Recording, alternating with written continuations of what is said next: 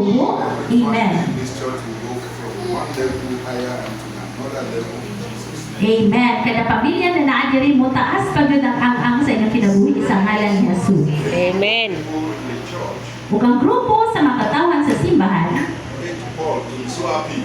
nakapalipay, nakahimuot kang Pablo. He was so excited. Siya nahimong excited. He prayed for them. Ug siya nag-ako para He said, kanila. my God, Imo siyang akong Diyos. will supply all your needs. Magahatag sa tanan inyong gikinahanglan. Amen.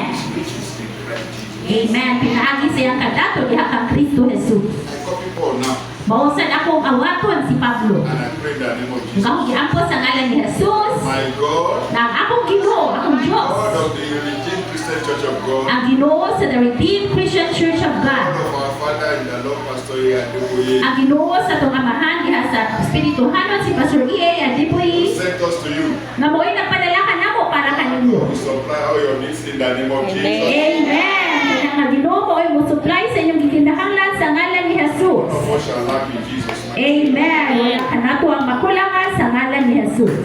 Ato pagkakay si Jesus.